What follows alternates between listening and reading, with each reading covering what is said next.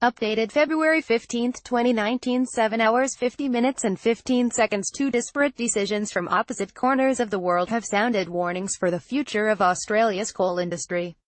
Key points. Germany wants to exit coal power by 2038, which could have implications for Australian coal producers. Renewables last year overtook coal as the key source of energy, and the European nationEnvironmental groups are pushing candidates to outline their position on climate change ahead of the upcoming federal election in Germany. Chancellor Angela Merkel confirmed the country would exit coal power by 2038. In New South Wales, a court knocked back an application for a new coal mine on the grounds it would increase greenhouse gas emissions at a time when they need to be cut. Neither will immediately derail the freight train that made Australia $66 billion in export earnings last year, overtaking iron ore as our most valuable traded commodity, but both decisions are a snapshot of large and incremental changes in policy and legislation that are hitting the coal sector. We want to be out of coal in 2038, Chancellor Merkel told students in Tokyo last week, after a government-appointed commission released its 20-year plan to completely shut the coal-fired power plants that currently provide almost half the country's electricity.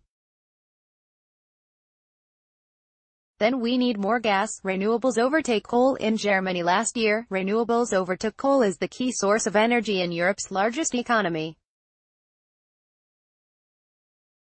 The deadline from the industrial superpower demonstrated the accelerating shift to renewable power, according to RMIT energy law expert Ann Callies. This kind of speeds up the transition by about 10 years, she said.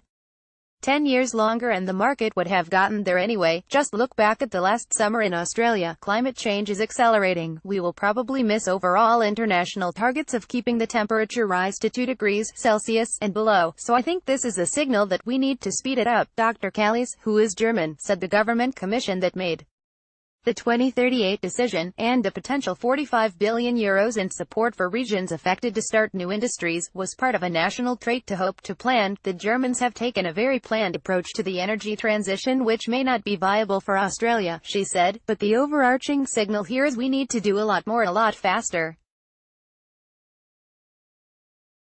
A big transition needs hard decisions and possibly a lot of money. German exit significant, but Asia still in play. Minerals Council of Australia Chief Executive Tanya Constable agreed the German decision was significant, and evidence of a move to forms of power generation that produced lower emissions.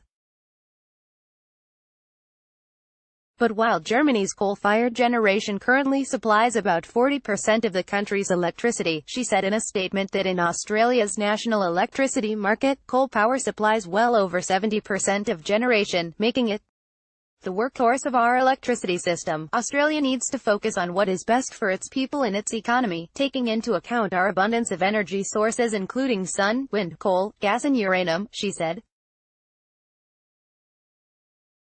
Coal Council of Australia Chief Executive Greg Evans argued that underlying demand remained strong. We're on the doorstep of Asia. There's strong demand for our thermal or energy coal and also our metallurgical coal for steel making, he said. Asia is expanding rapidly. They need reliable base load power, very cheap power, and coal provides that. There will always be a place for renewables, but, in terms of economic advancement and building industries, it's simply going to be about coal. It's the cheapest. Politics may dictate a shift. Australia is months away from a federal election where senior Liberal Party figures, including Treasurer Josh Frydenberg and former Prime Minister Tony Abbott, are being threatened by independents who support a rapid shift away from greenhouse gas-producing fossil fuels like coal.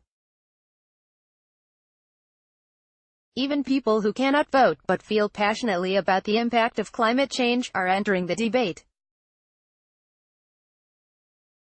School student Mai Chamoyne helped found Climate Voices to amplify the concerns that prompted a strike by thousands of students last year. We want the voices of young people to be heard, she said. Right now we see a lot of politicians don't represent our vision for the future, especially on climate change, and what we want to do is endorse leaders and candidates who will represent what we believe in and our values. The new group is vetting the climate change credentials of potential candidates, giving them stamps of approval, and offering campaign support in key marginal seats. What we need right now is visionary leadership, she said. We need our politicians to be brave, step up, take action and listen to what the people have to say instead of standing around and hoping that climate change is going to go away. That's not going to happen. Topics: Coal, climate change, business, economics and finance. Australia, Germany. First posted February 15, 2019, 6 hours 16 minutes and 41 seconds.